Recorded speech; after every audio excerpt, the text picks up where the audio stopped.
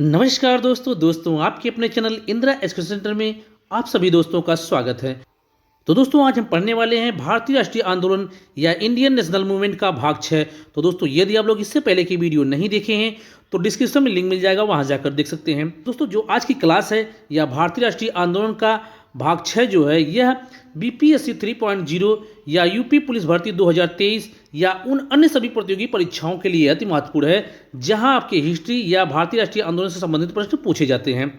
तो दोस्तों भारतीय राष्ट्रीय आंदोलन के भाग 6 के अंतर्गत आज हम देखेंगे दिल्ली दरबार को, जो कि हिस्ट्री का बहुत ही इंपॉर्टेंट टॉपिक है।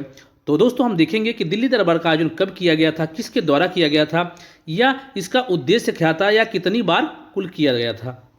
तो दोस्तों यदि आप लोग इसी तरीके से सभी विषय की फ्री क्लास पाना चाहते हैं किसी भी परीक्षा से संबंधित, तो चैनल को सब्सक्राइब करें, लाइक करें, दोस्तों में ज़्यादा शेयर करें। दोस्तों यदि कहा जाए कि जो दिल्ली दरबार का आयोजन किया गया था तो वह कितनी बार किया गया था और किसके द्वारा किया गया था, तो अंग्रेज सरकार या ब्रिटिश सरकार के द्वारा कुल 3 बार दिल्ली दरबार का आयोजन किया गया था। तो कितनी बार? कुल 3 बार।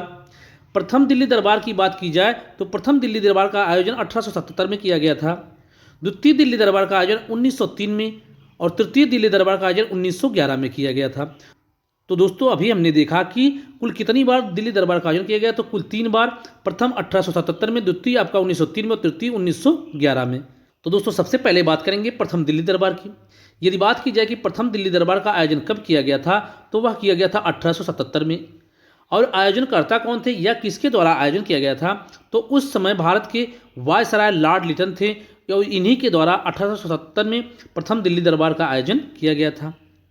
यदि कहा जाए कि इसमें महत्वपूर्ण कार्य कौन कौन से हुए थे, तो दोस्तों प्रथम दिल्ली दरबार में महारानी विक्टोरिया को भारत की सम्राज्ञी घोषित किया गया था और महारानी विक्टोरिया को ही केसरे हिंद की उपाधि से विभूषित किया गया था। तो दोस्तों यदि क्वेश्चन पूछे कि प्रथम दिल्ली दरबार में किसको भारत का सम्राज्ञी घोषित किया गया था, महारानी विक्टोरिया को, इसे प्रथम दिल्ली दरबार के आयोजन के समय ही केसरे हिंद की उपाधि से सम्मानित किया गया, तो वह थी महारानी विक्टोरिया।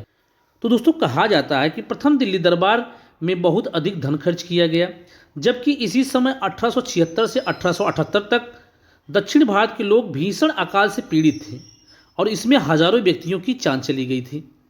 दोस्तों कहा जाता है कि 1876 से 1878 तक दक्षिण भारत के लोग भीषण अकाल से पीड़ित थे या भुखमरी से पीड़ित थे, लेकिन दोस्तों फिर भी प्रथम दिल्ली दरबार के आयोजन में इतना अधिक धन खर्च किया गया। इसलिए दोस्तों प्रथम दिल्ली दरबार को जनधन की बहुत बड़ी बर्बादी समझा गया या जनधन की बहुत बड़ी बर्बादी कहा गया। तो दोस्तों यदि कहा जाए कि कलकत्ता की एक पत्रिका ने प्रथम दिल्ली दरबार की तुलना उस घटना से की कि जहां नीरू बंसी बजा रहा था और रोम जल रहा था। दोस्तों अर्थात कहने का अर्थ है कि यह घटना जहां नीरू बंसी बजा रहा था और रोम जल रहा था, अर्थात देश में कुछ भी हो रहा है, चाहे भीषण अकाल हो, चाहे भुखमरी हो, लेकिन उससे किसी को प्रभाव नहीं पड़ने वाला। इसी तरीके से प्रथम दिल्ली दरबार का आयोजन भी किया गया कि भीषण अकाल से पीड़ित व्यक्तियों को ना देखते हुए भी प्रथम दिल्ली दरबार का आयोजन किया गया। अब हम देखेंगे द्वितीय दिल्ली दरबार के बारे में। तो द्वितीय दिल्ली दरबार का आयोजन 1903 में किया गया। यदि कहा जाए कि आयोजनकर्ता कौन थे, तो आयोजनकर्ता आपके थे लॉर्ड कर्जन। दोस्तों एक फैक्ट और याद रखिएगा कि लॉर्ड कर्जन जो हैं और इन्हीं के समय में सन 1905 में बंगाल विभाजन किया गया था, बंगाल का विभाजन किया गया था। तो दोस्तों यदि कहा जाए कि द्वितीय दिल्ली दरबार में महत्वपूर्ण कार्य कौन कौन से हुए, तो दोस्तों कहा जाता है कि द्वितीय दिल्ली दरबार में एडवर्ड सप्तम की ताजपोशी की घोषणा की गई। क्या की गई? तो एडवर्ड जो सप्तम थे उनकी ताजपोशी की घोषणा की गई। यह दिल्ली दरबार पहले दिल्ली दरबार से भी ज़्यादा खर्चीला था, लेकिन इस दरबार का कोई नतीजा नहीं निकला। अर्थात कहने का अर्थ है कि जो प्रथम दिल्ली दरबार था उससे अधिक खर्च द्वितीय दिल्ली दरबार में हुआ था, लेकिन इसमें कोई महत्वपूर्ण कार्य या निष्कर्ष नहीं निकला। द्वितीय दिल्ली दरबार ब्रिटिश सरकार की मात्र शक्ति प्रदर्शन था।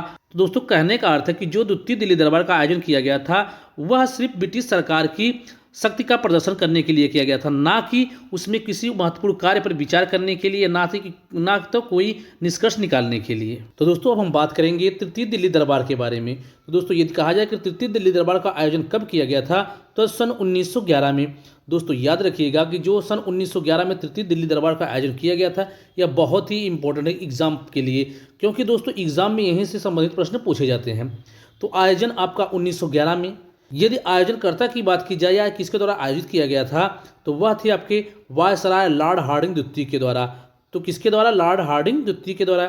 तो दोस्तों यदि कहा जाए कि इस दरबार में महत्वपूर्ण कार्य कौन कौन से हुए थे, तो इस दिल्ली दरबार में जॉर्ज पंचम और महारानी विक्टोरिया मेरी जो थी वह भारत में आए थे और इस दरबार में उनकी ताजपोशी की गई थी। या कह सकते हैं कि जो तृतीय दिल्ली दरबार था इसका आयोजन जॉर्ज पंचम और महारानी विक्टोरिया के स्वागत के लिए किया गया था। तो दोस्तों अब हम देख लेते हैं कि वह महत्वपूर्ण कार्य कौन से होते हैं जो परीक्षाओं में पूछे जाते हैं। तो दोस्तों तृतीय दिल्ली दरबार के दौरान ही बंगाल विभाजन को रद्द कर दिया गया, या तृतीय दिल्ली दरबार के द्वारा ही जॉर्ज पंचम और महारानी विक्टोरिया के द्वारा बंगाल विभाजन को रद्द कर दिया गया। बंगाल विभाजन कब हुआ था? तो 1905 में हुआ था। किसके द्वारा किया गया था? लॉर्ड कर्जन के द्वारा किया गया था। और रद्द कब कर दिया गया? तो सन 1911 में तृतीय दिल्ली दरबार के दौरान। तो दोस्तों कहा जाता है कि अरुंडेल कमेटी की सिफारिश पर 12 दिसंबर सन 1911 को बंगाल विभाजन रद्द कर दिया गया। दोस्तों ये एग्जैक्ट तिथि या वर्ष पूछे तो आपका 12 दिसंबर 1911 में। और किस कमेटी की सिफारिश पर? तो अरुंडेल कमेटी की सिफारिश पर।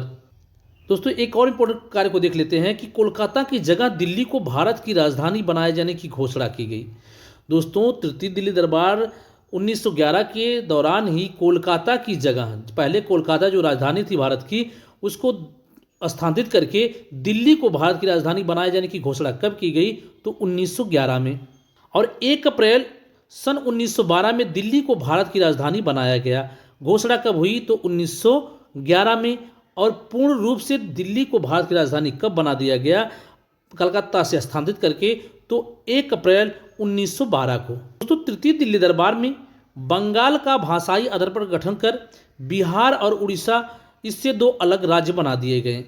तो दोस्तों तृतीय दिल्ली दरबार के दौरान ही जो बंगाल का विभाजन किया गया था, तो बंगाल को भाषा के आधार पर इसका गठन कर दिया गया और इससे अलग करके बिहार और उड़ीसा को 2 अलग राज्य का दर्जा प्रदान किया गया, या 2 अलग राज्य बना दिया गया।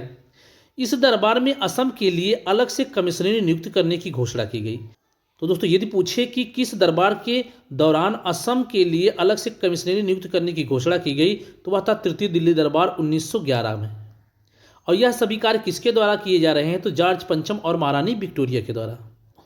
तो दोस्तों आज की वीडियो में हमने देखा कि कुल कितने दिल्ली दरबार का आयोजन किया गया था। तो 3 दिल्ली दरबार का आयोजन या 3 बार दिल्ली दरबार का आयोजन किया गया था।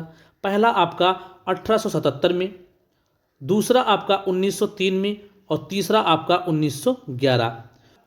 तो दोस्तों इन तीनों में सबसे महत्वपूर्ण जो है वह आपका तृतीय दिल्ली दरबार 1911। तृतीय दिल्ली दरबार 1911 है, क्योंकि दोस्तों यहीं से संबंधित प्रश्न पूछे जाते हैं आपके परीक्षाओं में। तो दोस्तों तृतीय दिल्ली दरबार का आयोजन 1911 में हुआ था। किसके द्वारा किया गया था? तो लॉर्ड हार्डिंग द्वितीय के द्वारा किया गया था। और इसमें जो महत्वपूर्ण कार्य हुए थे, बंगाल विभाजन को रद्द कर दिया गया था और कलकत्ता से राजधानी स्थानांतरित करके दिल्ली को भारत की राजधानी बनाया गया था। तो दोस्तों यदि आप लोग इसी तरीके से सभी विषय की फ्री क्लास पाना चाहते हैं, चाहे वह थ्योरी बेसिस हो, चाहे वह आपका प्रैक्टिस सेट बेसिस हो, आपको यदि निःशुल्क क्लास चाहिए तो चैनल को सब्सक्राइब करें, लाइक करें, शेयर करें और कमेंट करें। तो दोस्तों कल फिर मिलते हैं नेक्स्ट वीडियो के साथ। जय हिंद, वंदे मातरम।